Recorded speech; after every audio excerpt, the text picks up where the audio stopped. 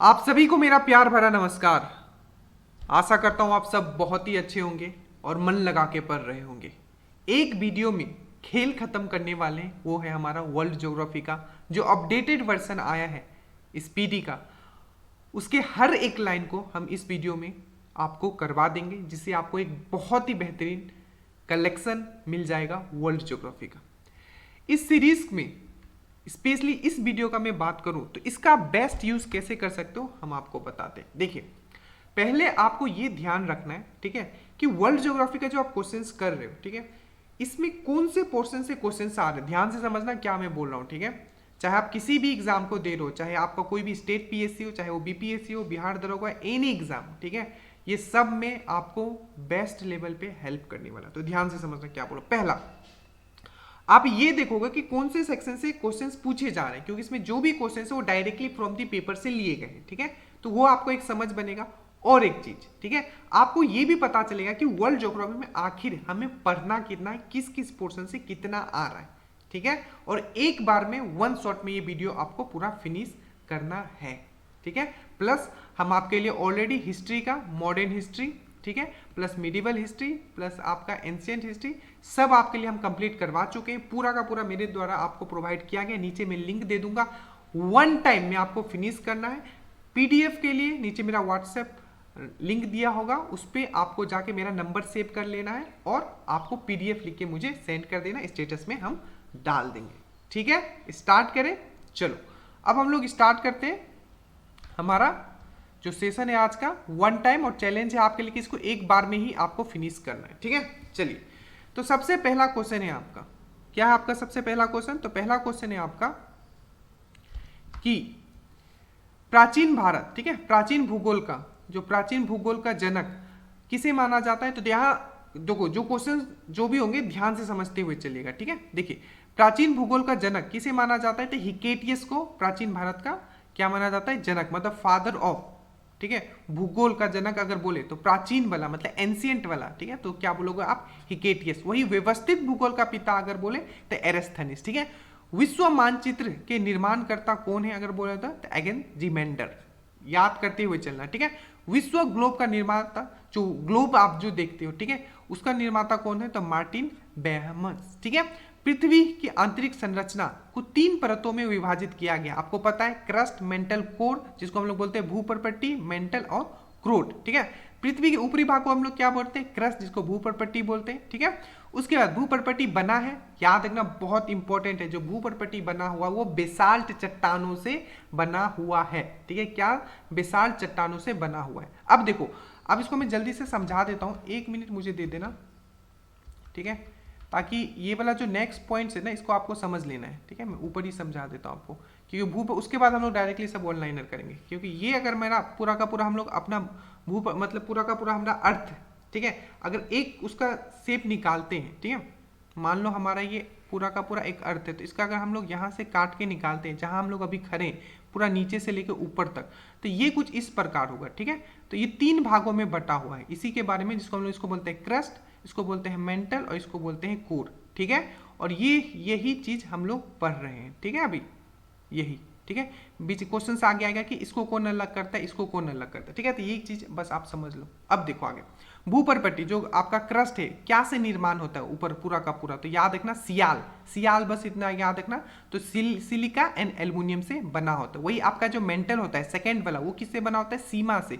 सीमा मतलब आपका क्या होता है? सिलिका और मैग्नीशियम से। और जो लास्ट वाला जो पार्ट होता है आपका कोर, ठीक है, वो क्या से बना होता है? तो नेफा से बना होता है, जो कि आप यहाँ देखोगे, ठीक है। जो क्रोट जो निर्माण होता है वो क्या से? नेफा से, निकल और आपका लोहा से बना होता है, ठीक है। ये चीज याद रखना, पूछा जाएगा। तो मेंटल का निर्माण, ये सब आपने से भूपर्पट्टी में जो ये क्वेश्चन बहुत बार पूछा गया, ध्यान से समझना, जो मैं समझाने की कोशिश कर रहा हूँ इसमें आप, ठीक है। देखो, जो हमारा क्रस्ट है भूपर्पट्टी पे प्रचुर मात्रा में उपलब्ध तत्व, देखो अगर तत्व का बात करें, सिर्फ एलिमेंट का पूछे, ठीक है, तो सबसे ज्यादा एलिमेंट कौन सा है, तत्व कौन सा है, ठीक है, तो आपको याद रखना है वो है आपका ऑक्सीजन।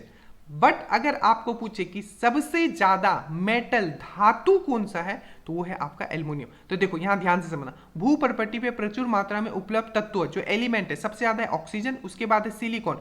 सिलिकॉन आपको पता है ये अर्धचालक है, पूरा का पूरा धातु नहीं हम इसे बोल सकते, ठीक है। तो सबसे ज्यादा धातु को, सबसे ज्यादा धातु कौन सा है तो एल्यूमिनियम, और सबसे ज्यादा तत्व कौन सा है तो वो है आपका ऑक्सीजन। पृथ्वी का केंद्रीय भाग कौन सा कहलाता है, क्रस्ट मेंटल कोर, जो सबसे नीचे वाला भाग है, ठीक है। केंद्रीय भाग जो बीच वाला भाग है कौन सा है आपका, तो वो है आपका क्रोड, ठीक है। क्रस्ट मेंटल कोर जो लास्ट में उसको हम लोग क्रोड बोलते हैं, ये हमने आपको बता दिया। उसके बाद ऊपरी तथा निचली क्रस्ट के बीच में घनत्व संबंधित है, ठीक है, निम्नलिखित कहलाती है। देखो अब ये समझना, ठीक है।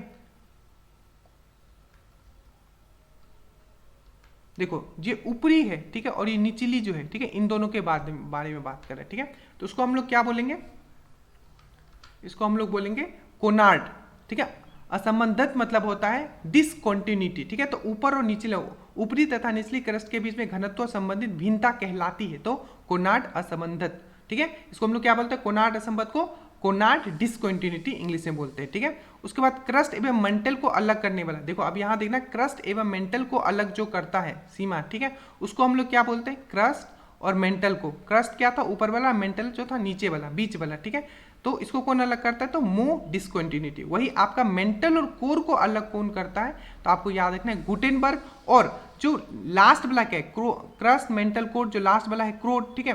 तो क्रस्ट मेंटल कोर, जो कोर जो है, कोर का ऊपर और नीचे वाला भाग को कौन अलग करता है तो लेहमन डिसकंटिन्यूटी। मतलब आप समझ रहे होगे, मैं जैसे कि ये मैं क्रस्ट बोलता हूँ, ये मेंटल बोलता हूँ, ये कोर बोलता हूँ, ठीक है। तो यही चीज आपको यहाँ बताया गया। पृथ्वी के अंदर पिघला पदार्थ क्या कहलाता है, मैग्मा। याद रखना क्या कहलाता है, पृथ्वी के अंदर जो पिघला हुआ पदार्थ है उसको हम लोग मैग्मा कहते हैं। भूप्रपटी, बहुत बार पूछा गया कि भूप्रपटी मतलब क्रस्ट का, ठीक है, घनत्व कितना है तो 2.7 ग्राम पर सेंटीमीटर क्यूब, ठीक है। पृथ्वी का औसत घनत्व कितना है तो याद रखना, अगर क्रस्ट का पूछे तो 2.7 ग्राम पर सेंटीमीटर क्यूब, और अगर आपका अर्थ का पूछे तो 5.5, ठीक है, याद रहोगे। उसके बाद पृथ्वी की आयु ज्ञात की जाती है। देखो ये सबको मैं ट्रिक से भी मैं याद करवा चुका हूँ, ठीक है। जो कोर्सेज में उनको आइडिया होगा और आपके लिए भी यूट्यूब पे लाया जाएगा, तो सब्सक्राइब करके रखिए, जितने भी बेहतरीन वीडियोस आएंगे वो आपको डायरेक्टली एग्जाम में क्वेश्चंस देखने के लिए मिलेंगे। पृथ्वी की आयु ज्ञात की जाती है, आपको पता है यूरेनियम डेटिंग के विधि। और पृथ्वी का जो संपूर्ण बाहरी परत है उसको हम लोग क्या बोलते हैं, बाहरी वाला जो परत है उसको हम लोग बोलते हैं स्थल मंडल बोलते हैं, ठीक है। स्थल मंडल की अधिकतम ऊंचाई कितनी है, आपको सबको पता है। अधिकतम ऊंचाई किसका होगा स्थल मंडल का, वो होगा आपका माउंट एवरेस्ट का 8848.86, ठीक है। 8848.86 एग्जैक्टली लिख लो, 8848.86, ठीक है। माउंट एवरेस्ट जो कि नेपाल में है, और इसमें नेपाल में इसको सागरमाथा भी बोला जाता है। स्थल मंडल की अधिकतम गहराई, और स्थल मंडल का सबसे अधिकतम गहराई कहाँ होगा आपको पता है, मरियाना ट्रेंच में होगा, मरियाना जो कि प्रशांत महासागर में है। याद रखना स्थल मंडल की अधिकतम गहराई 1102, ठीक है। सबसे डीपेस्ट पॉइंट है अर्थ पे, वो कौन सा आपका मैरियाना ट्रेंच, जो कि प्रशांत महासागर में बहुत बार पूछा गया, ठीक है।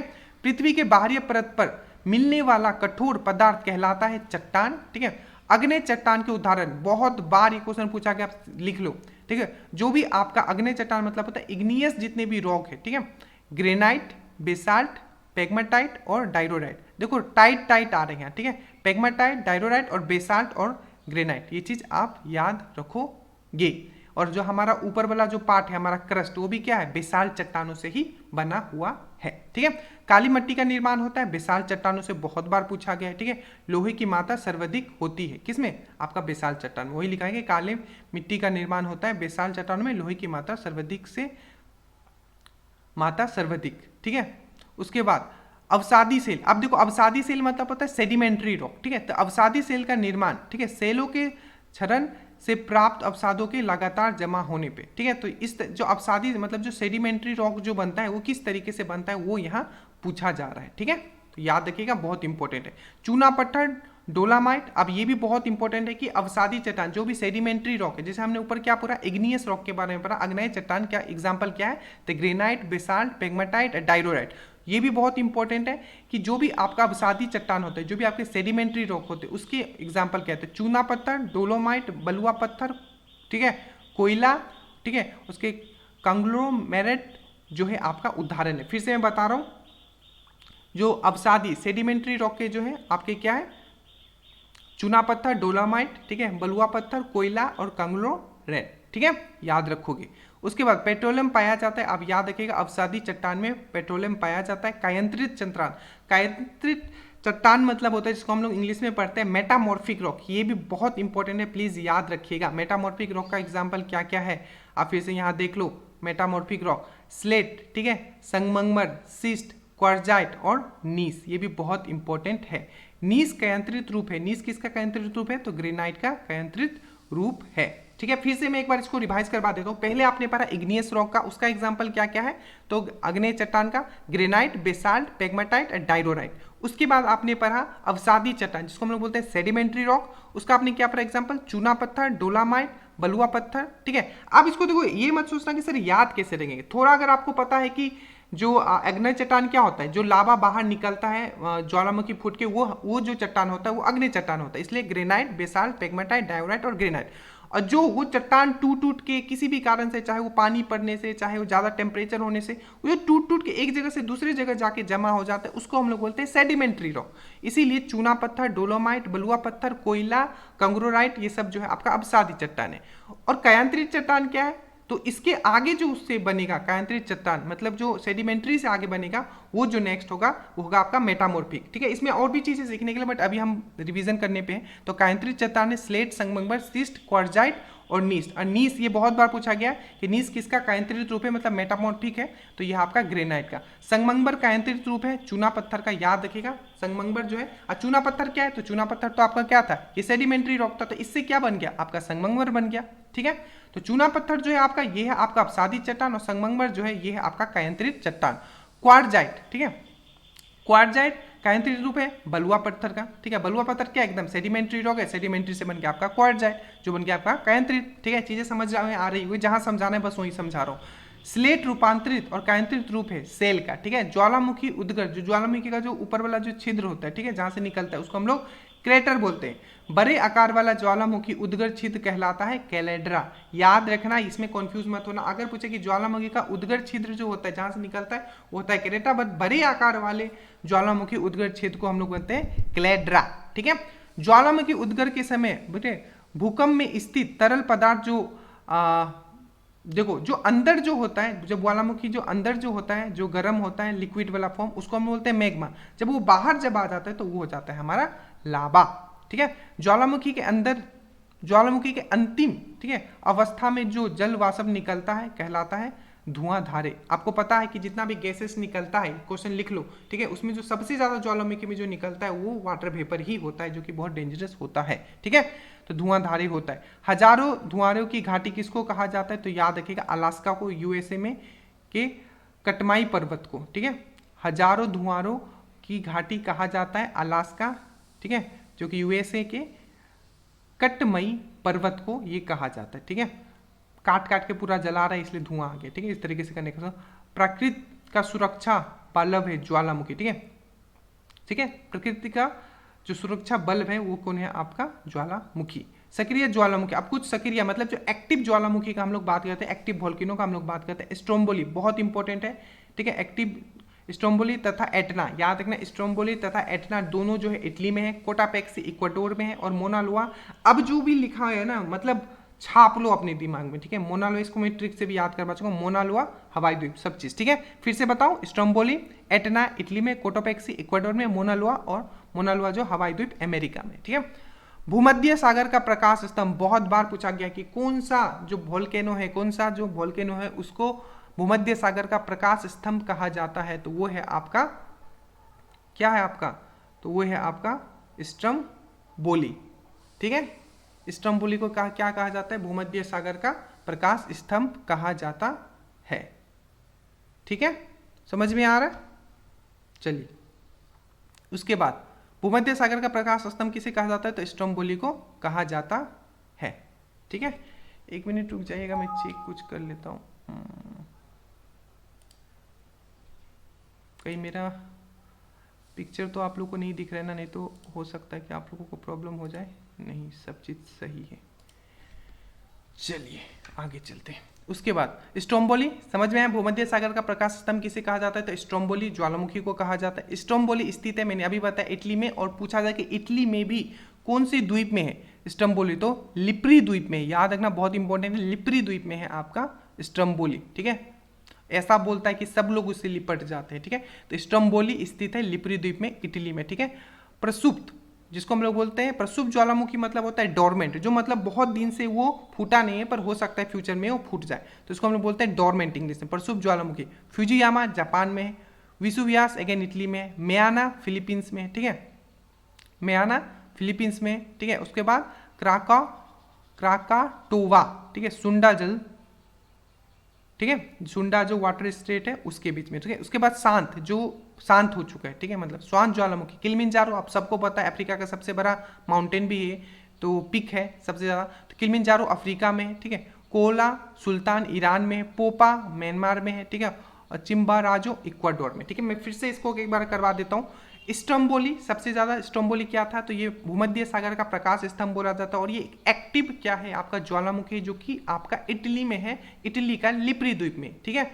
स्ट्रोम्बोली, बोली ऐसा कि लिपट गए उससे, ठीक है। उसके बाद हम लोग ने बात किया प्रसूत, मतलब जो डोरमेंट होता है, तो फ्यूजियामा आपको पता है सबको, जापान में, विसुवियास ये भी आपको पता होगा इटली में, मैना याद रखना, ठीक है, मान गए यार क्या फिल्म था, मैना से याद रखना, मान गए यार क्या फिल्म था, तो मैना और फिल्म से फिलीपींस, ठीक है। उसके बाद क्राकाटोवा जो है ये आपका सुंडा जल डमरू मध्य में, ठीक है। उसके बाद शांत, जो अब नहीं फूटेगा, शांत है, तो किलिमंजारो आपको सबको पता है, कोआ सुल्तान ईरान, ये भी मैंने आपको पढ़ा, पोपा, ठीक है, पोपा, ज़्यादा पोपा मत कर मार खाएगा, म्यांमार होता है ना, आपको डिस्टर्ब करते रहता है, इधर उधर गाना बजाता है, पोपा म्यांमार, और चिम्बाराजो इक्वाडोर, ठीक है। किस महाद्वीप में एक भी ज्वालामुखी नहीं है, तो याद रखिएगा किस महाद्वीप में एक भी ज्वालामुखी नहीं है, बहुत बार पूछा गया, तो ऑस्ट्रेलिया में एक भी ये एक ऐसा महाद्वीप है जहां एक भी ज्वालामुखी नहीं है। विश्व का सबसे ऊंचा सक्रिय ज्वालामुखी, सुपर इंपॉर्टेंट, कोटापेक्सी, मैंने अभी बताया कि कोटापेक्सी, आपको सबसे पहले ये पता होना चाहिए कि कोटापेक्सी जो आपका एक इक्वाडोर है, जो सबसे ऊंचा ज्वालामुखी है, जो एक्टिव है, ध्यान से समझना, क्या क्वेश्चन में ये पूछा था कि विश्व का सबसे ऊंचा सक्रिय, जो सक्रिय है मतलब एक्टिव ज्वालामुखी जो सबसे ऊंचे पे, वो है आपका कोटोपेक्सी, जो कि इक्वाडोर में, और कौन से कॉन्टिनेंट में, महाद्वीप में है, तो आपका दक्षिण अमेरिका। प्लीज वर्ल्ड मैप और इंडिया मैप लेके पढ़ा करो, ठीक है। विश्व की सबसे ऊंचाई पर स्थित शांत, सबसे, अब ये शांत वाला पूछा है, तो एकनगुआ एंडीज, आपको पता है एंडीज कहाँ है, एंडीज पर्वतमाला कहाँ है, जल्दी नीचे कमेंट कर दो, जल्दी जल्दी, यस, साउथ अमेरिका, बिल्कुल सही, ठीक है। तो एकनगुआ एंडीज पर्वत, आपको ये भी मैंने पढ़ा है, चलो उस डिटेल में जाएंगे तो थोड़ा ये लेट वीडियो लंबा बन जाएगा। तो विश्व की सबसे ऊंचाई पर स्थित शांत, ठीक है, मृत ज्वालामुखी आपका एकनगुआ, जो कि एंडीज पर्वत पे है, और सबसे ऊंची पे एक्टिव वाला कौन सा है, तो कोटापेक्सी इक्वाडोर, ठीक है। याद रखना ये दक्षिण अमेरिका में है, और ये भी आपका दक्षिण अमेरिका में ही है, ठीक है, कि दक्षिण अमेरिका का सबसे बड़ा पर्वतमाला वो एंडीज पर्वतमाला है, जिसका सर्वोच्च शिखर है एकनगुआ, राइट। भारत का एकमात्र सक्रिय ज्वालामुखी है, आपको पता है अंडमान एंड निकोबार में स्थित है, बैरन द्वीप में, ठीक है। कहाँ है आपका, बैरन द्वीप में है, अंडमान, भारत का एकमात्र सक्रिय ज्वालामुखी है आपका, वो क्या है, अंडमान एंड निकोबार में, जो कि आपका बैरन द्वीप, ठीक है। ज्वालामुखी पर्वत माउंट सेंट हेलेंस, ये कहाँ है, तो याद रखना ज्वालामुखी पर्वत माउंट सेंट हेलेंस जो है कहाँ है, ये आई थिंक बहुत रिसेंटली एग्जाम में भी पूछा गया था, अमेरिका के हवाई द्वीप में, ठीक है। विश्व का सर्वाधिक सक्रिय ज्वालामुखी कहाँ पाया जाता है, तो अब याद रखना हवाई द्वीप, अमेरिका के हवाई द्वीप में स्थित किलोई में पाया जाता है। एग्जाम में हवाई द्वीप भी सिर्फ दिया होता है, या अमेरिका भी दिया होता है, तो विश्व का सर्वाधिक सक्रिय ज्वालामुखी कहाँ है, तो अमेरिका के हवाई द्वीप के स्थित किलाऊ में, ठीक है। भूकंप का अध्ययन को क्या कहा जाता है, सिस्मोलॉजी, वह बिंदु जहाँ सबसे पहले भूकंप तरंगों का पता चलता है, वो होता है अभिकेंद्र, जिसको हम लोग बोलते हैं एपिसेंटर, जहां से वो स्टार्ट होता है, ठीक है। तो अभिकेंद्र, एपिसेंटर, ठीक है। भूकंपीय तरंगों को मापने में सिस्मोग्राफ यूज होता है, ठीक है। भूकंप तीव्रता का मापन किया जाता है, आपको पता है तीव्रता का नापन जो किया जाता है, देखो भूकंप आया था कि नहीं आया था, ठीक है, वो तो आपको सिस्मोग्राफ से पता चलेगा, बट कितना खतरनाक से उसका मतलब इंटेंसिटी कितना पावरफुल था, वो आपको पता है रिक्टर स्केल से, ठीक है। तो भूकंप की तीव्रता का मापना किया जाता है रिक्टर पैमाने पे, स्केल पर। खोज जब इसका हुआ तो 1935 में हुआ था। अगर सागर में भूकंप आ जाए तो क्या हो जाता है, सुनामी हो जाता है। सुनामी किस भाषा का शब्द है, तो याद रखना जापान का। अब भूकंप जो भूकंप आता है, ठीक है, उसमें 3 प्रकार के तरंग होते हैं, ध्यान से समझना, यहाँ से भी क्वेश्चन होते हैं, एक होता है पी, एक होता है एस और एक होता है एल, ठीक है। तो जो प्राइमरी तरंग होता है, ठीक है, जो प्राइमरी मतलब प्राइमरी तरंग जो होता है, प्राइमरी या प्रथमी तरंग जो होता है, वो होता है का पी तरंगे, धरातल तक ही सीमित होती है, एल तरंगे। तो वो याद रखना कौन सा तरंग ऐसे जो धरातल ही तक ही सीमित रहेगा, तो वो है आपका एल तरंगे, ठीक है। और पूछा जाए, देखो ध्यान से समझ, पूछा जाए कि ऐसा कौन सा तरंग है, ठीक है, जो आपका ठोस, तरल तथा गैस तीनों माध्यम में ट्रेवल कर सकता है, तो आपको याद रखना प्राइमरी वाला जो तरंग है, ठीक है, वो तीनों में, ठोस, तरल तथा गैस तीनों में वो ट्रेवल कर सकता है। केवल ठोस में कौन ट्रेवल करेगा, तो एस फॉर सॉलिड याद रखना। सॉलिड मतलब क्या होता है, ठोस, ठीक है। उसका सर्वाधिक गति, जिसका सबसे ज्यादा गति होता है, ठीक है, और जिसका सबसे ज्यादा गति होगा उसका सबसे ज्यादा आवृत्ति भी होगा। आवृत्ति मतलब होता है फ्रीक्वेंसी, ठीक है। तो जो प्राइमरी होता है ये इतना फास्ट है ना, मतलब मैंने क्या बोला, ठोस, सॉलिड, लिक्विड, गैस तीनों में ये ट्रेवल करता है, ठीक है, क्योंकि ये बहुत फास्ट है और इसका फ्रीक्वेंसी भी बहुत ज़्यादा है। तो सर्वाधिक गति और आवृत्ति जो होता है वो होता है पी का। सबसे कम गति और जिसका कम गति हो उसका फ्रीक्वेंसी भी कम होगा, तो ये होगा आपका लॉन्ग, बहुत लंबा है, धीरे धीरे चलता है, ठीक है, इस तरीके से याद रखो। बट जो सबसे खतरनाक होता है वो होता है एल तरंगे, ठीक है, याद रखना, ये भी पूछा जाएगा। अभी केंद्र पर सबसे पहले कौन पहुंचता है, जो सबसे फास्ट होगा, पी वाला, ठीक है। सबसे स्लो कौन है, एल वाला, पर जो सबसे स्लो से वो सबसे खतरनाक है।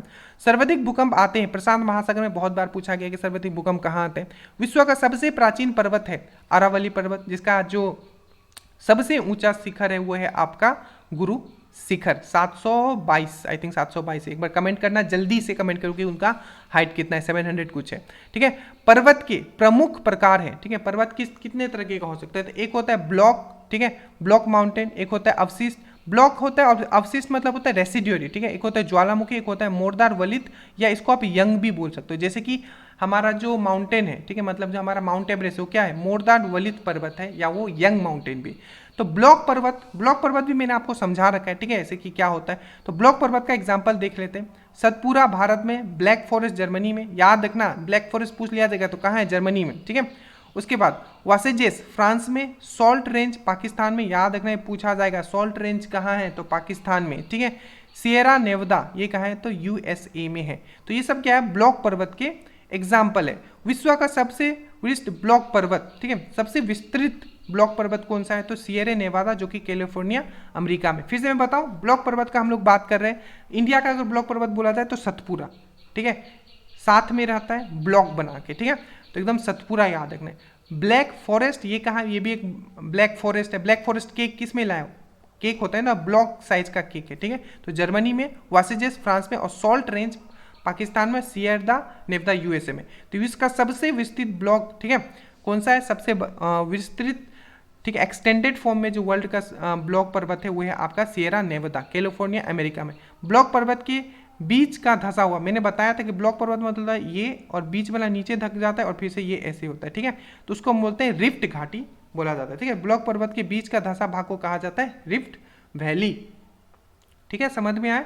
उसके बाद विश्व की सबसे लंबी रिफ्ट घाटी है कौन सा, तो जॉर्डन नदी की घाटी, जो कि जाम्बेजी नदी पे है, ठीक है। फिर से मैं बता रहा हूँ, विश्व की सबसे लंबी रिफ्ट घाटी कौन सी है, तो जॉर्डन की नदी की घाटी, जो कि आपकी जम्बेजी नदी तक, ठीक है, जम्बेजी नदी तक है। अवशिष्ट पर्वतों, जिसको हम रेसिडुअरी बोलते हैं, ठीक है, तो रेसिडुअरी पर्वत में कौन सा आता है, विंध्याचल, अरावली और यूराल, ठीक है। यूराल जो आपको पता है एशिया को यूरोप से अलग करता है, ठीक है। तो अवशिष्ट पर्वतों का जो उदाहरण है विंध्याचल, अरावली, ठीक है, याद रखना पूछा जाएगा अरावली किस टाइप का, तो अवशिष्ट मतलब रेसिडुअरी। वलित पर्वत जो नया है, मोरदार है, अब याद रखना हिमालय हो गया, ठीक है, भारत में अल्प्स हो गया, यूरोप में रॉकी हो गया आपका अमेरिका में, और एंडीज हो गया आपका दक्षिण अमेरिका में। याद रखना सब बहुत इंपॉर्टेंट है, ठीक है। अब एक चीज भी देखोगे कि दुनिया का जितना जितना बड़ा बड़ा ऊंचा ऊंचा पर्वत है वो वलित पर्वत है और यंग पर्वत है। जैसे हिमालय में देखो, ठीक है, सबसे ऊंचा चोटी इसमें ही है, ठीक है। उसी तरीके से जो आपका यूएसए का जो है, नॉर्थ अमेरिका का जो सबसे ऊंचा चोटी है मैकेले, ठीक है, वो भी रॉकी माउंटेन में है। तो इस तरीके से कनेक्ट कर सकते हो, ठीक है। बट अभी फिर से एक बार रिवीजन कर लेते हैं। वलित पर्वत के उदाहरण है हिमालय जो कि भारत में, अल्प जो कि यूरोप में, रॉकी जो कि उत्तर अमेरिका में, और एंडीज जो कि दक्षिण अमेरिका में है। नेक्स्ट है हमारा ज्वालामुखी पर्वत है। अब ज्वालामुखी पर्वत का हम लोग बात करते हैं। अभी हमने बात किया था मनलोआ हवाई द्वीप में, कहाँ है आपका, यूएसए में, ठीक है। विसुव्यास कहाँ है आपका, इटली में है। कोटोपेक्सी आपका मैंने बताया था सबसे एक्टिव, सबसे ऊंचा, ठीक है, साउथ अमेरिका में है। कोटोपेक्सी और फ्यूजियामा आपका जापान में। तो जितने भी है आपका ये ज्वालामुखी पर्वत है, ठीक है। पृथ्वी तल आपने एक बार पढ़ लिया कि ज्वालामुखी का कौन सा कहाँ है, तो आपको ऑलरेडी समझ में आ जाएगा कि ये सब जो है ज्वालामुखी पर्वत है। पृथ्वी तल का विशिष्ट रूप जो, ठीक है, सतान्य तल से ऊंचा होता है वो आपको पठार कहलाता है, ठीक है। संसार का छत कहलाता है, ये भी बहुत बार पूछा गया। संसार का छत जो कहलाता है पामीर का पठार कहता है। सबसे बड़ा पठार बहुत बार पूछा गया, तिब्बत का पठार जो है सबसे बड़ा पठार है, ठीक है। मृत्यु घाटी डेड वैली कहाँ है पूछा जाएगा, डेड वैली कहाँ है, तो कैलिफोर्निया यूएसए में है, ठीक है। पंजशीर घाटी, ये भी बहुत बार पूछा गया है, पंजशीर घाटी, ठीक है, अफगान जलेबी, ठीक है, पंजशीर घाटी, तो यह अफगानिस्तान में, ठीक है, समझ में आया, पंजशीर घाटी अफगानिस्तान में। देखो हमेशा थोड़ा ट्राई करो कि निमोनिक से याद करने की कोशिश करो, ठीक है। पंजशीर को हम लोग कैसे कनेक्ट कर सकते हैं, अफगानिस्तान से, ठीक है। चलो, तो टेलर घाटी, टेलर घाटी कहाँ है आपका, टेलर घाटी, जिसको हम लोग मृत्यु की घाटी भी बोला जाता है, ठीक है, मृत्यु की घाटी। देखो ये मृत्यु घाटी है, डेड वैली है, ठीक है, ये मृत्यु की घाटी, तो अंटार्कटिका, ठीक है, टेलर घाटी।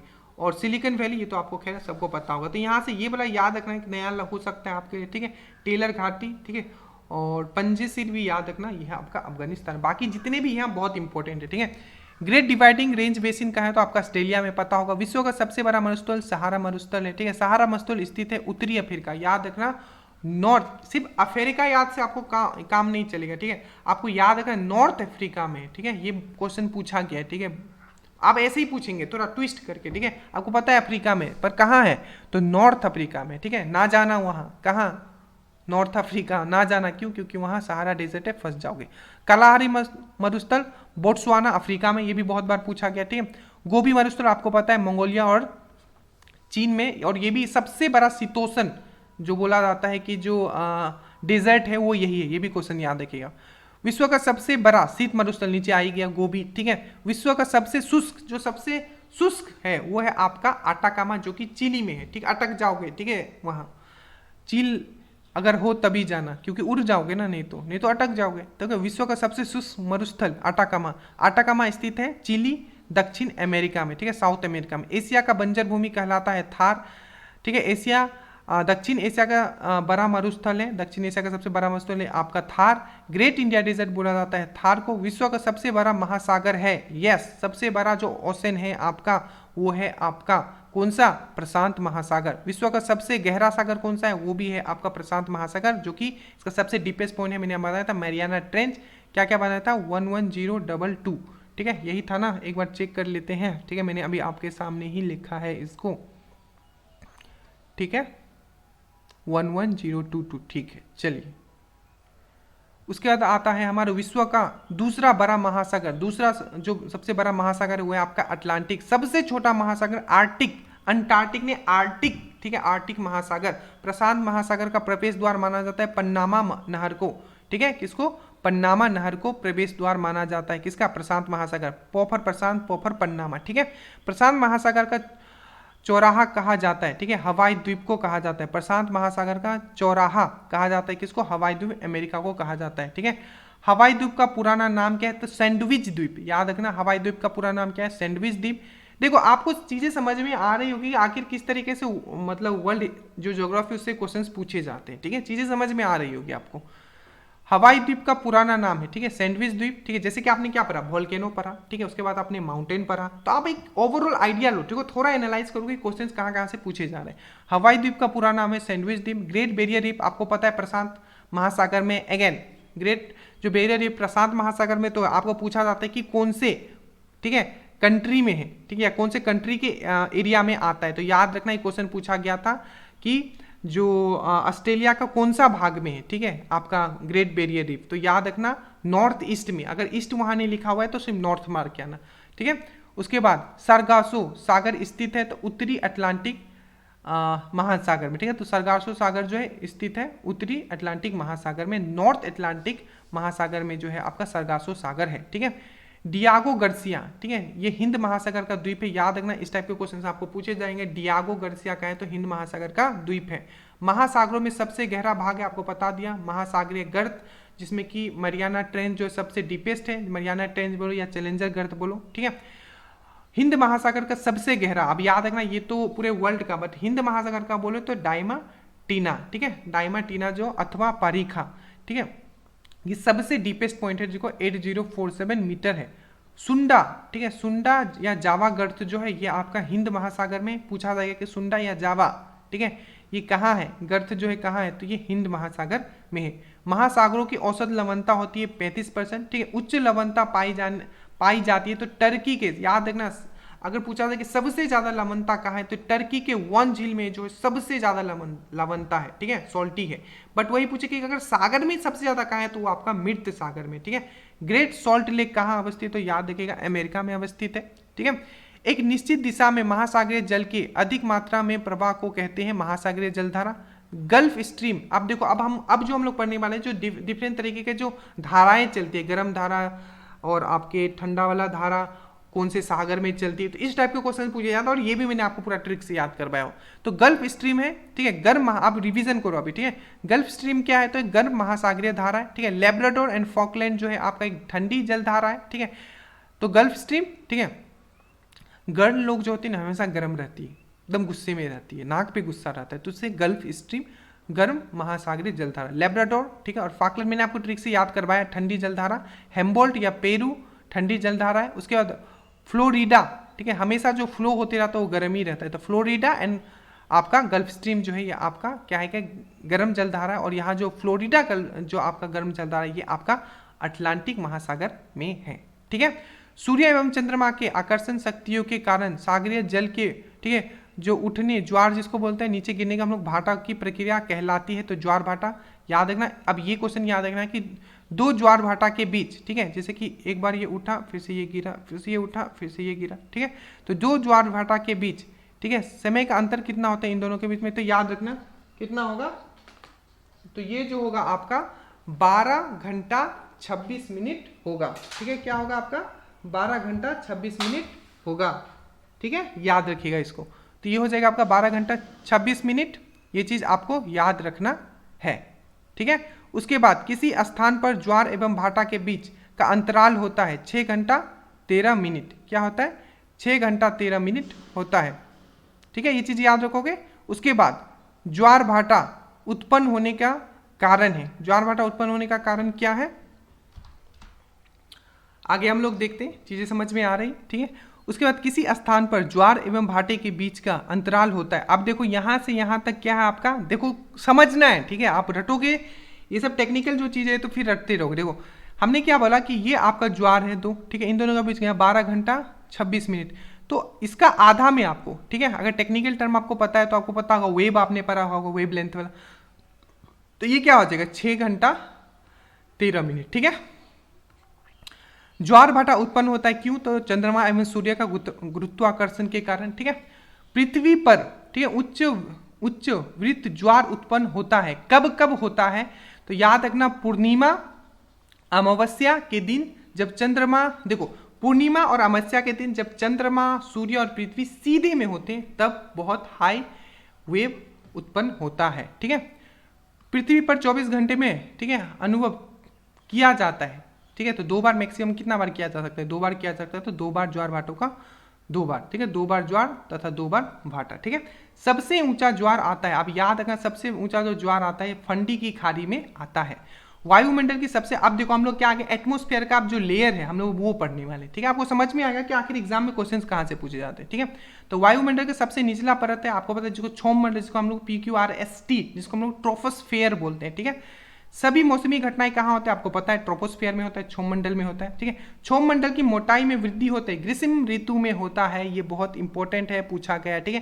तो ग्रीष्म ऋतु में क्या होता है, थोड़ा मोटाई जो इसका क्षोभ मंडल की मोटाई में वृद्धि ग्रीष्म ऋतु में होता है, ठीक है, क्षोभ मंडल की मोटाई में वृद्धि ग्रीष्म ऋतु में, ठीक है। वायुयान उड़ते हैं, ठीक है, वायुयान उड़ते हैं समताप मंडल में, ठीक है, वायुयान कहाँ उड़ते हैं, समताप मंडल में, मतलब स्ट्रेटोस्फीयर में, ठीक है। तो मौसमी घटना ट्रोपोस्फेयर, जिसको हम लोग क्षोभ मंडल बोलते हैं, और अगर आपको पूछे वायुयान कहाँ बोलते हैं, समताप मंडल, जिसको हम लोग स्ट्रेटोस्फेयर बोलते हैं, ठीक है। ओजोन परत, ठीक है, बचाती है किससे, ओजोन के मतलब मतलब ओजोन लेयर जो है जिसको हम लोग O3 बोलते हैं, किससे हमें बताती है, तो पैराविग्न किरणें, जिसको हम लोग अल्ट्रावायलेट रेज बोलते हैं, ठीक है। उल्का से संबंधित, ठीक है, आपको याद है ना कि उल्का से संबंधित जो उल्का जिसमें गिरती है, ठीक है, कौन से लेयर में गिर के खत्म हो जाती है, तो मध्य मंडल में, ठीक है। उल्काओं की जो घटनाएं होती है बेसिकली तो मध्य मंडल में, ठीक है। अब ये 2 क्वेश्चन याद रखना, यहाँ है एक रेडियो बेतार संचरण, ठीक है, रेडियो और बेतार संचरण जो होता है वो आयन मंडल में होता है, ठीक है। वही संचार उपग्रह कम्युनिकेशन सैटेलाइट जो होता है वो एक्सोस्फीयर में होता है, बाहरी मंडल में, ठीक है। फिर से रिपीट करूं, चलो, रेडियो और बेतार संचरण संबंध है आयन मंडल से, ठीक है। बट वही संचार जिसको हम लोग बोलते हैं कम्युनिकेशन सैटेलाइट, ये कहाँ है, तो ये बाहरी मंडल मतलब एक्सोस्फीयर में, ठीक है। ये दोनों आप समझ के रखना। वायुमंडल की सबसे ऊपरी परत कौन है, तो आपको समझ गए एक्सोस्फीयर है वो, ठीक है। वायुमंडल में जल वाष्प की मात्रा होती है, ठीक है। वायुमंडल जो हमारा एटमॉस्फेयर, उसमें जल वाष्प की मात्रा कितनी होती है, तो आपको 0 से लेके 4% तक होती है। समुद्र तल पर औसत वायु दाब कितना होता है, तो याद रखना ये सब क्वेश्चंस ऐसे क्वेश्चंस है ना जो बहुत कम लोग।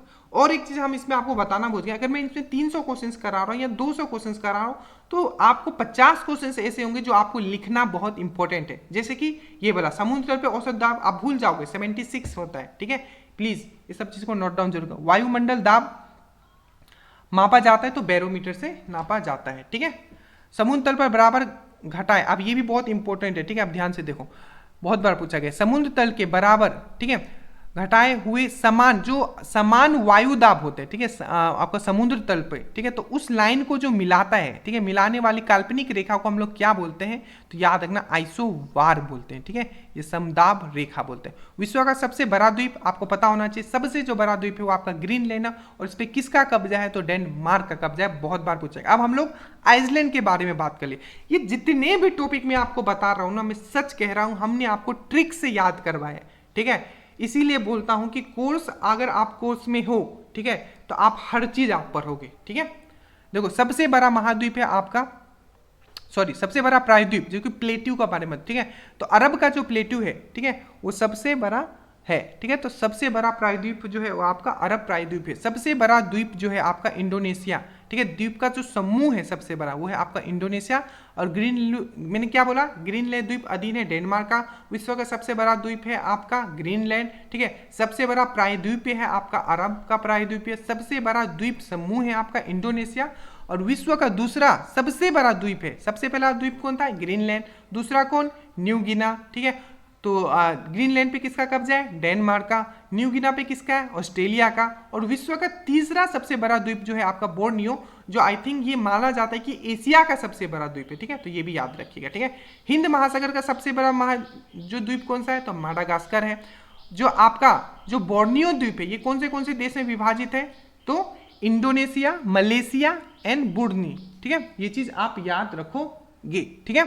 जो बोर्नियो द्वीप है जो कि वर्ल्ड का तीसरा सबसे बड़ा द्वीप है, इंडोनेशिया, मलेशिया और ब्रूनी, ठीक है, बहुत इंपॉर्टेंट है। सिएचल द्वीप स्थित है, याद रखना, हिंद महासागर में। फिजी द्वीप स्थित है, आप फिजा देख के आप प्रसन्न हो गए। तो फिजी द्वीप जो है आपका प्रशांत महासागर में, ठीक है। जापान का विशालतम, ये भी इस बार बीपीएससी में पूछा गया था, ठीक है। तो जापान का विशालतम द्वीप है होन्शु द्वीप। आपको क्या करना है, जितना भी मैं इसमें क्वेश्चंस करवा रहा हूं उन टॉपिक्स को आपको डिटेल में कर लेना है, आपका एक भी क्वेश्चंस आपका नहीं रुकेगा, ठीक है। जापान का विशालतम द्वीप है होन्शु द्वीप। टोक्यो, ठीक है, टोक्यो जो जापान की राजधानी है वो होन्शु द्वीप पर ही है, याद रखिएगा। विश्व का सबसे बड़ा नदी द्वीप कौन सा है, तो माजुली, ये भी बहुत बार पढ़ाया गया है, ठीक है, जो कि ब्रह्मपुत्र बनाती है। असम में ब्रह्मपुत्र नदी के मध्य स्थित है। विश्व का सबसे छोटा उमानंद, ठीक है, उमानंद, ये भी जो विश्व का सबसे छोटा द्वीप है, मतलब ये रिवर द्वीप का मतलब जो नदियों द्वारा बनाया जाता है वो भी ब्रह्मपुत्र नदी के द्वारा ही बनाया जाता है, जिसका नाम है उमानंद, ठीक है। केप वर्ड द्वीप, ठीक है, ये कहाँ है, केप वर्ड द्वीप, तो यह आपका अटलांटिक महासागर में, ठीक है। अब इस टाइप के क्वेश्चन आपको हमेशा ट्राई करना है निमोनिक से कुछ ऐसा बना लूं ताकि मुझे ये याद रहे, ठीक है। हैती द्वीप कहाँ है आपका, तो याद रखना कैरेबियन सागर में। बैरन द्वीप कहाँ है, ये भी बहुत बार पूछा कि बैरन द्वीप कहाँ है, तो याद रखना बंगाल की खाड़ी पे। और किसका इस पे कब्जा है, तो आपका बांग्लादेश का कब्जा है, ठीक है। और वर्ल्ड में प्लीज आप रखो, जो जो यहाँ देख रहे हो उसको एक बार देख भी लेना, तो चीजें बहुत मजा आएगा आपको, ठीक है। विश्व का सबसे बड़ा महाद्वीप है आपका, ठीक है, एशिया है। विश्व का सबसे छोटा महाद्वीप है ऑस्ट्रेलिया है। प्रायद्वीपियों का ठीक है, प्रायद्वीपियों का प्रायद्वीप, तो इसको बोला जाता है मतलब प्लेट्यू ऑफ प्लेट्यू, ठीक है। तो इसको बोला जाता है आपका प्रायद्वीपियों का प्रायद्वीप बोला जाता है यूरोप महाद्वीप को, ठीक है। अंत महाद्वीप तथा भविष्य का महाद्वीप किसे कहा जाता है, अफ्रीका महाद्वीप को। फिर से प्रायद्वीपियों का प्रायद्वीप किसे कहा जाता है, यूरोप को। अंध महाद्वीप तथा भविष्य का महाद्वीप किसे कहा जाता है, तो अफ्रीका को, ठीक है। पक्षियों का महाद्वीप कहा जाता है दक्षिण अमेरिका को, ठीक है। उसके बाद लैंड ऑफ गोल्डन प्लीज या प्यासी भूमि का महाद्वीप कहा जाता है ऑस्ट्रेलिया को, ठीक है। श्वेत महाद्वीप, ये तो आपको पता होगा, अंटार्कटिका को, ठीक है। और अफ्रीका महाद्वीप की जनजाति के बारे में हम लोग जनजाति में आ गए, ये आपको ट्रिक से पूरा का पूरा याद कर पाए। पिग्मी यानी क्या बोला था, पिक कर लो मुझे क्या से, कार से, ठीक है, बताया था। पिग्मी कांगो बेसिन या अफ्रीका में है, ठीक है, याद रखिएगा। बुशमैन भी मैंने बताया था, कालाहारी मरुस्थल, उसके बाद बुद्धू भी बताया था, सहारा मरुस्थल, ये सब आपको याद करवाया हुआ है, ठीक है। येलो स्टोन पार्क कहाँ है, तो उत्तरी अमेरिका, नॉर्थ अमेरिका में है, ठीक है। एकमात्र ऐसा महाद्वीप जिससे होकर कर्क रेखा एवं मकर रेखा दोनों गुजरती है तो वो अफ्रीका महाद्वीप है। विश्व की सबसे बड़ी झील, अब हम लोग झील में आ गए तो कैस्पियन, ठीक है, कैसे पिए मैंने आपको याद करवाया था। विश्व का सबसे बड़ा झील बोले तभी भी वो कैस्पियन सागर होगा, और बोले कि विश्व का सबसे बड़ा खरे पानी का झील भी बोले तो भी आपका कैस्पियन होगा। यूरेशिया खरे पानी का झील, ठीक है, याद रखना, जो कि यूरेशिया में 2-3 देशों से घिरा हुआ है। उसके बाद विश्व की सबसे ताजे पानी की झील कौन सी है, सुपीरियर झील, जो कि कनाडा और अमेरिका, नॉर्थ अमेरिका में मेनली आप कह सकते हो। विश्व की सर्वाधिक गहरी और प्राचीनतम, सबसे ओल्डेस्ट बोल सकते हो आप, वो कौन सा है आपका, तो बैकाल, जो कि रूस की, ये सबसे डीपेस्ट वाला है, ठीक है, समझ में आया, ये सबसे बड़ा है और सबसे खरा है, ठीक है, खरा मतलब खरे पानी का है, और ये सबसे मीठा है, और ये आपका सबसे गहराई वाला है, तो रूस का साइबेरिया में बैकाल झील। विश्व की सबसे ऊंची झील है टिटिकाका झील, ठीक है, याद रखना, टी कैसा होता है, टी लंबा सा होता है, ठीक है। तो विश्व की सबसे ऊंची झील है टिटिकाका झील, जो कि पेरू एवं बोलीविया की सीमा पर स्थित है। विश्व की सबसे ऊंची नौकायान झील जो है ये भी टिटिकाका दक्षिण अमेरिका में, टिटिकाका पेरू एंड बोलो भी आपको पता है दक्षिण अमेरिका में, साउथ अमेरिका में, ठीक है। विश्व की सबसे नीची झील, सबसे नीची झील जो है आपका नीचे स्तर पे है, ठीक है, तो वह है आपका मृत सागर, ठीक है, डेड सी। विश्व की सर्वाधिक लवणता वाला जो झील है वो है आपका वान झील, मैंने आपको बता दिया था। झीलों की वाटिका कहा जाता है, लैंड ऑफ दी लेक जिसको बोल सकते हो आप, फिनलैंड को कहा जाता है। हजारों झीलों का देश भी आपको फिनलैंड को कहा जाता है। शिकागो है, ठीक है, मिशिगन झील पर, ठीक है, शिकागो जो है, शिकागो शहर जो मिशिगन झील के किनारे बसा हुआ है, ठीक है, शिकागो। उसके बाद अंगुलियों नुमा झील, अभी इस टाइप के क्वेश्चंस आपको पूछे जाएंगे जो आप हो सकता है आप नहीं करोगे। अंगुलियों नुमा जो झील है, ठीक है, कुछ भी आप नया पहन के आओगे तो सब लोग उंगली करते रहते, ठीक है, तो इस तरीके से आप याद कर, इस तरीके से करोगे आप भूलोगे नहीं, ठीक है। उंगली नमा, उंगली कर रहा था, नया कपड़ा पहन के आया था तो न्यूयॉर्क, ठीक है, इस तरीके से याद कर सकते हो। विश्व का सबसे ऊंचा जलप्रपात, ठीक है, सबसे ऊंचा जलप्रपात कौन सा है, अब ये आ गया आपका वाटरफॉल आ गया, जलप्रपात आ गया, तो आपको याद रखना एंजल जलप्रपात। एंजल कहाँ झूल रही थी, एंजल कहाँ क्या कर रही है, तो झूले में, ठीक है। तो इस तरीके से आप इसको याद कर सकते हो कि एंजल जलप्रपात हो गया आपका वेनेजुला में हो गया, ठीक है, ठीक है, वेनेजुला में हो गया। उसके बाद आपको याद रखना है कि विश्व का देखो सबसे पहले आपने क्या याद किया कि विश्व का सबसे ऊंचा जलप्रपात जो है आपका, एंजल जलप्रपात जो है आपका, ये है आपका कहाँ, वेनेजुला में। वेनेजुला का है आपका साउथ अमेरिका में, ये भी आप दक्षिण अमेरिका में, ये भी चीज आपको याद करके रखना है। इसका हाइट कितना है, तो 979 मीटर, ठीक है। विश्व का दूसरा सबसे ऊंचा जलप्रपात है, ठीक है, विश्व का दूसरा सबसे ऊंचा जलप्रपात है आपका टुगेला से याद रखना, टू यहाँ आ जाना है तो सेकंड हो गया, टुगेला जलप्रपात, जो कि आपका ये भी दक्षिण अफ्रीका में है और ये आपका दक्षिण अमेरिका में है, ठीक है, याद रखोगे। चलो ये पीडीएफ आपको दे दिया जाएगा, ठीक है, और आप नीचे में लिख दे दूंगा व्हाट्सएप का, आपको वहां दे दिया जाएगा, ठीक है। विक्टोरिया प्रपात, ठीक है, विक्टोरिया, अब ये विक्टोरिया जलप्रपात का बात कर रहा है, ठीक है, तो ये कहाँ है आपका, जम्बेजी नदी पे है और अफ्रीका में, ये भी चीज आप याद रखिएगा। और विक्टोरिया से ही जो जलप्रपात है, इसका जो नाइल रिवर जो निकलती है वो इसी जलप्रपात का पानी होता है उसमें। नायग्रा जलप्रपात, ठीक है, अमेरिका और कनाडा की सीमा पे, ठीक है, समझ में आया, नायग्रा जलप्रपात स्थित है अमेरिका और कनाडा की सीमा पर, नायग्रा नदी पर है, ठीक है। स्टेनली जलप्रपात, ठीक है, स्टील का कार कांगो नदी पर, ठीक है, इस तरीके से याद करना है आपको, स्टेनली जलप्रपात, ठीक है, तो कांगो नदी पर है, ठीक है। जिब्राल्टर जल संधि, अब हम लोग आ गए वाटर स्ट्रेट में, जिसको हम लोग बोलते हैं जल संधियां, ठीक है, तो जैसे कि आपको जिब्राल्टर बोला, जिब्राल्टर जल संधि ज्वाइन करती है, तो याद रखना ये यूरोप और अफ्रीका को ज्वाइन करती है। तो यूरोप में कौन सा कंट्री, तो स्पेन, और अफ्रीका में कौन सा, तो मोरक्को। और दो कौन से जल धाराएं जिसको ये मतलब आप बोल सकते हो अलग करती है या जोड़ती है बेसिकली, ठीक है, जिसके बीच में ये है, तो याद रखना अटलांटिक और मेडिटेरियन सी के बीच में, ठीक है। भूमध्य सागर की कुंजी कहलाता है जिब्राल्टर, याद रखना भूमध्य सागर की कुंजी कहलाता है जिब्राल्टर। एशिया एवं उत्तर अमेरिका को अलग करता है, एशिया एवं उत्तर अमेरिका को अलग करता है बेरिंग जल डमरू, और कंट्री का पूछ लिया जाए तो यूएस एंड रसिया। श्रीलंका को भारत से पृथक करता है, आपको पता है, पाक जल डमरू भी, मन्नार की खाड़ी। विश्व की सबसे चौड़ी जल संधि है पाक, जो भी वाटर स्टेट सबसे चौड़ा वाला है वो है आपका डेविस। और डेविस जल संधि अलग करती है किसको, ग्रीनलैंड को और बेफिन की खाड़ी। अब देखो मैं कैसे याद करता हूँ इन चीज को, एक मैं पॉइंट से आप बता देता हूँ। देखो डेविस क्या होता है, डेविस कप खेलते हैं आप लोग, पता है तो क्या होता है, टेनिस से होता है। तो क्या है, डेविस कप किस पे हो रहा है, ग्रीन वाले कोर्ट पे होता है, ग्रीनलैंड, और बेफिक्र होकर खेल रहे हैं तो बेफिन, ठीक है। तो इस तरीके से आप याद कर सकते हो। समझ में आया, डेविस जल संधि जोड़ती है। अभी कौन से दो जल मतलब वाटर बॉडीज को जोड़ती है, तो ये आपका आर्कटिक महासागर और अटलांटिक महासागर को जोड़ती है। आर्कटिक महासागर और अटलांटिक महासागर को जोड़ती है। हिंद महासागर को लाल सागर से जोड़ती है। हिंद महासागर को लाल सागर से कौन जोड़ती है, तो बाबा अलमंदेव जल संधि जोड़ती है। विश्व की सबसे बड़ी नहर है, अभी नहर आ गया आपका, कैनल्स आ गया, ठीक है। तो विश्व की सबसे बड़ी नहर है स्वेज नहर, ठीक है। स्वेज नहर स्थित है तो मिस्र में, याद है ना, मिस्र की सिनाई में, फिर से बता रहा हूँ, मिस्र की सिनाई में स्वेज नहर जो सबसे बड़ी है। स्वेज नहर जोड़ती है भूमध्य सागर को और लाल सागर को। इसको भी हमने आपको ट्रिक से याद कर पाया, जिसका जो लेंथ है आपका, ये कितना है आपका 164 है।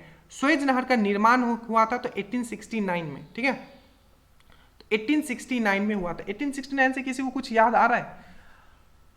1869 में क्या हुआ था कि इनका गांधी जी का जन्म हुआ था, ठीक है। आप एक बार जरूर चेक करना, ठीक है। तो स्वेज नहर का निर्माण 1869 ईस्वी में, और स्वेज नहर राष्ट्रीयकरण कब किया गया, तो 1956 में। पन्नामा नहर, आपको मैंने पन्नामा नहर के बारे में जस्ट अभी मैंने जो पढ़ाया था, ठीक है, किससे, प्रशांत महासागर से रिलेटेड। तो पन्नामा नहर जोड़ती है अटलांटिक महासागर को, ठीक है, अटलांटिक महासागर को और प्रशांत महासागर को, ठीक है, ठीक है। पान खाना तो मैं नहीं छोड़ूंगा। देखो मैंने इसको कैसे याद किया, पन्नामा है, मैंने पान पे ले लिया, पान खाना मेरा अटल है तो अटल, और नाम लिया प्रसन्न हो गया तो प्रशांत महासागर। किसी भी तरीके से आप मेक श्योर याद करने की कोशिश करो, ठीक है। विश्व, क्योंकि आप जितना भी पढ़ लो, ठीक है, डिटेल में भी आप ये चीज भूल जाते हो, ठीक है।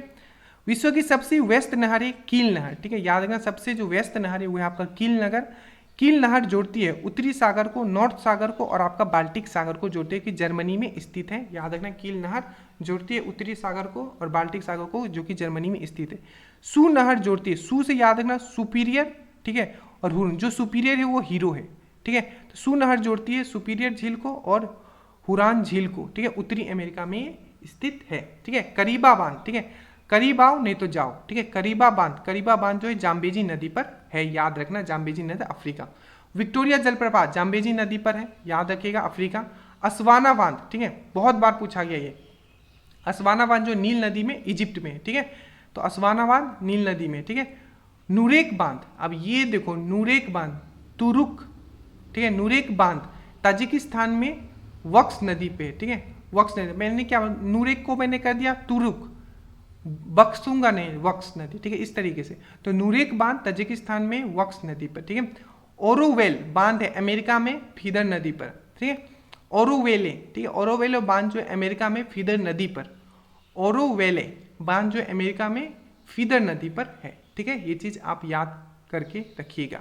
सबसे बड़ी प्रवाल भित्ति मैंने बताया ग्रेट बैरियर रीफ, जो कि आपका प्रशांत महासागर में, नॉर्थ साइड ऑफ ऑस्ट्रेलिया। वर्षा की मात्रा निर्भर करती है वायुमंडल के नमी पर, ठीक है। उसके बाद समान वर्षा वाले क्षेत्रों को जो जोड़ने वाली रेखा है उसको हम लोग क्या बोलते हैं, आइसोहार्ट। ऊपर में आपने क्या पढ़ा था, आइसो बार, ठीक है। एसबी बार क्या होता है, प्रेशर का यूनिट होता है, तो वहां प्रेशर था।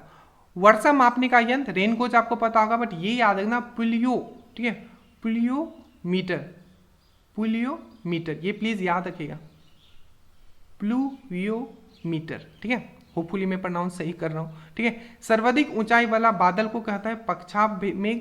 निम्न ऊंचाई वाला जो स्थित बादल उसको बोलते हैं वर्षा मेघ, ठीक है। और गोभी के फूल जैसा दिखता है कपासी मेघ, ठीक है, याद रखिएगा। सर्वाधिक ऊंचाई वाले बादल पक्षाभ मेघ, निम्न ऊंचाई पर स्थित बादल वर्षा मेघ, और निम्न गोभी के फूल जैसा दिखता है कपास मेघ। और रेगिस्तान में बादल नहीं बरसते हैं, क्यों, तो कम आर्द्रता, कम ह्यूमिडिटी के कारण, ठीक है। समझ में आया? चलो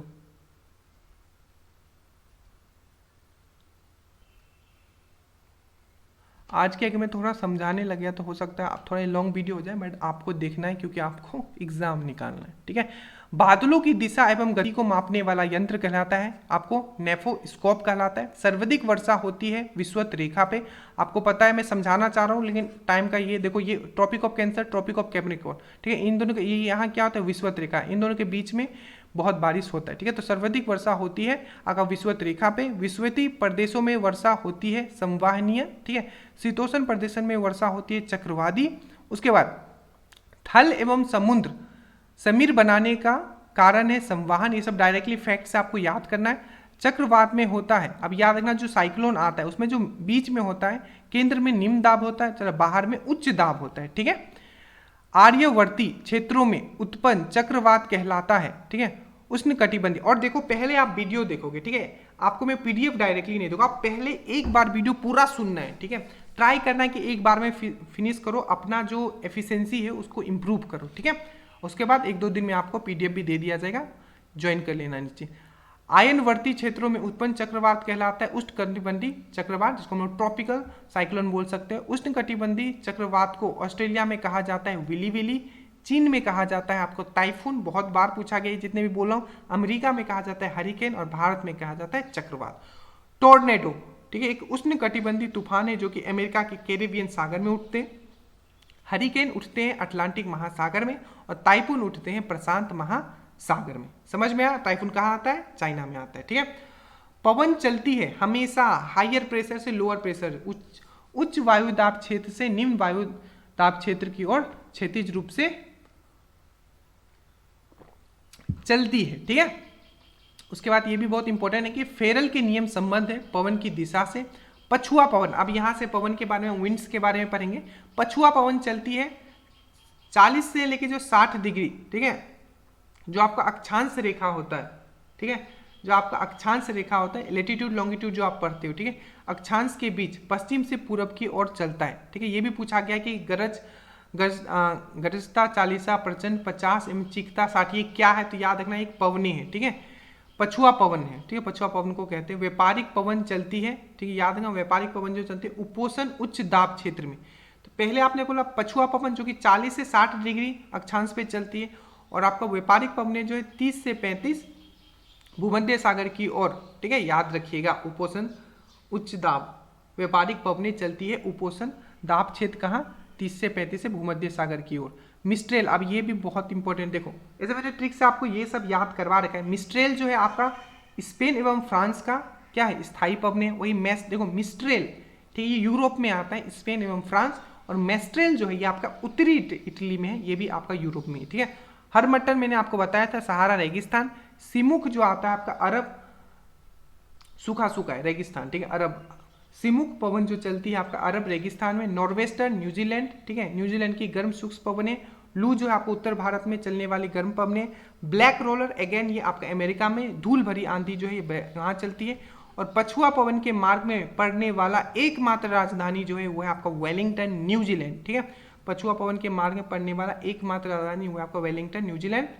और जो ब्लिजार्ड, ठीक है, बर्फ के कारणों से संयुक्त झंझाहट, ये भी जो ब्लिजार्ड जो है ना बेसिकली ये भी कहाँ चलती है? तो सिंपल याद रखना नॉर्थ अमेरिका में चलता है, यूएसए में, ठीक है। चलो उसके बाद आता है नॉर्वेस्टर, हमने पढ़ लिया नॉर्वेस्टर है, ठीक है, नॉर्वेस्टर्स, ठीक है, ये भारत में चलने वाली स्थायी पवनें हैं। अन्य नाम इसका काली बैसाखी, ये भी बहुत बार पूछा गया है, काली बैसाखी नॉर्वेस्टर जो कि भारत में चलता है। 0 डिग्री विषुवत रेखा से उत्तर और दक्षिण के बीच निम्न वायु दाब का क्षेत्र कहलाता है, ठीक है। 0 डिग्री से लेके ऊपर 10 डिग्री, ठीक है, और नीचे 10 डिग्री विषुवत रेखा से जो पवनें चलती है, निम्न वायुदाब का जो क्षेत्र होता है उसको क्या कहता जाए? जैसे कि मैं बोल रहा हूँ ये है 10 डिग्री ऊपर यहाँ, 10 डिग्री नीचे यहाँ। तो इसमें जो 10 डिग्री विषुवत रेखा से 0 डिग्री विषुवत रेखा से 10 डिग्री उत्तर और दक्षिण अक्षांश के बीच निम्न वायुदाब का जो क्षेत्र होता है, इस क्षेत्र को क्या कहा जाता है? तो डोलड्रम या शांत कटिबंध कहा जाता है। विश्व के सबसे बड़े एवं घने वन मिलते हैं अमेज़न बेसिन में, ब्राजील जो कि आपका दक्षिण अमेरिका साउथ अमेरिका के पास है। शंकुधारी वन पाए जाते हैं शीतोष्ण क्षेत्र में, ठीक है। धरातल का समातल निम्न भूभाग मैदान कहा जाता है। चूना पत्थर से निर्मित मैदान को हम लोग, चूना खाओगे तो कट जाता है कभी कभी मुंह, तो कार्स्ट मैदान, जो चूना से बना होता है उसको हम लोग कार्स्ट मैदान बोलते हैं। हवा द्वारा उड़ाकर लाई गई मिट्टी एवं बालू के के कणों से निर्मित मैदान, लू याद रखना, तो लोएन मैदान, ठीक है। पृथ्वी की मध्य सतह से होकर जाने वाली रेखा को आप सबको पता है विषुवत रेखा, जिसको इक्वेटर बोलते हैं। विषुवत रेखा से 30 उत्तर और 30 दक्षिण का भाग कहलाता है उष्णकटिबंधी। 30 डिग्री यहाँ से 0 से यहाँ जाओगे तो उष्णकटिबंधी इसको कहता है। 30 से ऊपर जाओगे फिर से 45 से 60 जाओगे तो उसको नहीं, 0 से 30 जाओगे तो ट्रॉपिकल बोला जाता है। फिर से 30 से 45 जाओगे ऊपर तो उसको सब ट्रॉपिकल, जिसको उपोष्ण कटिबंधी बोला जाता है। और फिर से 45 से, ठीक है, ऊपर जाओगे तो इसको शीतोष्ण कटिबंध बोला जाता है। प्लीज ये याद रखिएगा। उत्तरी अमेरिका एवं कनाडा के शीतोष्ण। अब हम लोग आ गए घास मैदान को क्या क्या कहा जाता है, ये भी ट्रिक से आपको करवाया हुआ है। उत्तरी अमेरिका एवं कनाडा के शीतोष्ण घास मैदान को क्या कहा जाता है, तो पेरी कहा जाता है। यूरोप एशिया आपको पता है शीतोष्ण क्या कहा है, स्टेपिस कहा जाता है। अफ्रीका का जो घास मैदान है उसको जो उष्ण घास मैदान को सवाना कहा जाता है। अफ्रीका के शीतोष्ण को आपको पता है शीतोष्ण जो घास मैदान है उसको वेल्ड्स कहा जाता है, ठीक है। याद रखना जो जितना भी है ये सब आपको करवाया हुआ है। उत्तरी अमेरिका एवं कनाडा में फिर से जल्दी जल्दी करवा देता हूँ, ठीक है। उत्तरी अमेरिका एवं कनाडा के शीतोष्ण घास को, ठीक है, पेरी कहा जाता है। यूरोप, एशिया और यूरोप को जो दोनों में है, ठीक है, में फैला शीतोष्ण घास का मैदान को स्टेपिस कहा जाता है। अफ्रीका के उष्ण घास के मैदान को कहा जाता है सवाना, और अफ्रीका के, ठीक है, शीतोष्ण घास के मैदान को कहा जाता है वेल्ड्स। अर्जेंटीना दक्षिण अमेरिका के शीतोष्ण घास के मैदान को कहा जाता है आपका पंपस, ठीक है। अर्जेंटीना का हृदय कहा जाता है पंपस को ही, घास मैदान को। सबसे बड़ा मांस निर्याता देश है अर्जेंटीना, जो मांस निर्यात करता है अर्जेंटीना। ऑस्ट्रेलिया में शीतोष्ण घास को क्या कहा जाता है, तो डाउन्स। ब्राजील दक्षिण अमेरिका के उष्ण, ठीक है, उष्ण कटिबंधी घास मैदान को कहा जाता है आपका कंपास या आपका कंपूस, ठीक है। सेल्वेज भी मैंने आपको पढ़ाया था, ठीक है, दक्षिण अमेरिका में मिलता है। जो सेल्वेज घास मैदान है, ठीक है, घास मैदान पाए जाते हैं कहाँ, रिवीजन करो, जितना दिमाग में आ रहा है ट्राई करो रिकॉल करने का, ठीक है। सेल्वेज घास के मैदान पाए जाते हैं तो अमेजन नदी घाटी दक्षिण अमेरिका में, ठीक है, समझ में आ रहा है। दक्षिण अमेरिका में सेल्वेज जो है आपका दक्षिण अमेरिका में मिलता है ये, ठीक है। उसके बाद वेनेजुएला सेल्वेस में यहाँ लिख देता हूँ SELVES, S फॉर सेल्वेस और S फॉर साउथ अमेरिका, ठीक है, साउथ अफ्रीका मत करना, ठीक है। उसके बाद वेनेजुएला के उष्णकटिबंधीय घास का मैदान कहलाता है लानोस, ठीक है। मिट्टी का अध्ययन कहलाता है पेडोलॉजी।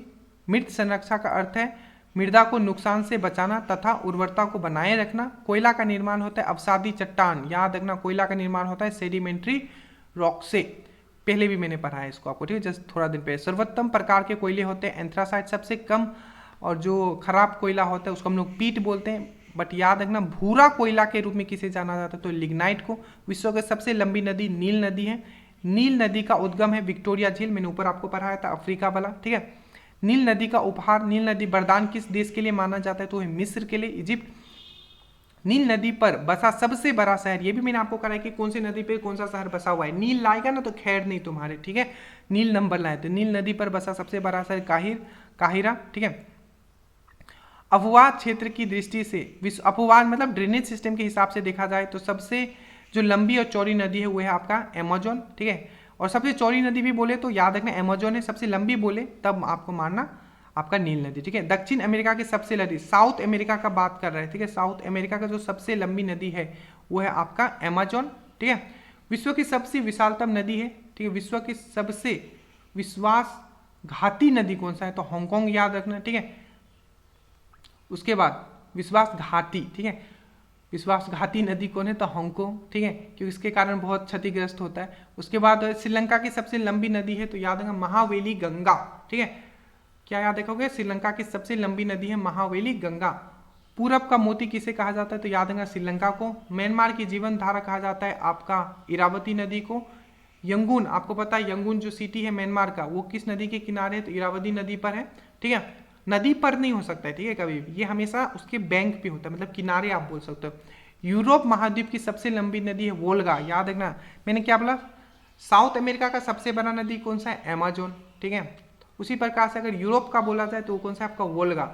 यूरोप की दूसरी सबसे लंबी नदी कौन सा है, तो आपको याद रखना है डेन्यूब। और डेन्यूब के किनारे बहुत सारे शहर बसे हैं जिनको आपको याद रखना, वेना, बुडापेस्ट एंड बेलग्रेड, बहुत बार पूछा गया, ठीक है। ये सब जो डेन्यूब नदी के किनारे बसा, और डेन्यूब जो है आपका यूरोप का दूसरा सबसे लंबा नदी है।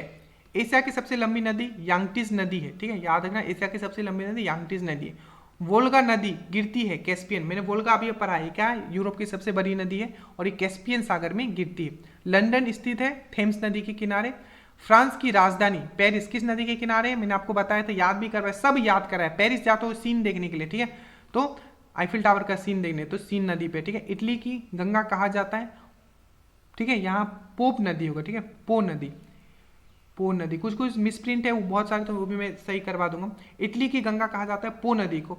श्रीलंका के उत्तरी और दक्षिणी भाग को अलग करता है, याद रखना, श्रीलंका के उत्तरी और दक्षिणी भाग को जो अलग करता है वो एलिफेंटा पास।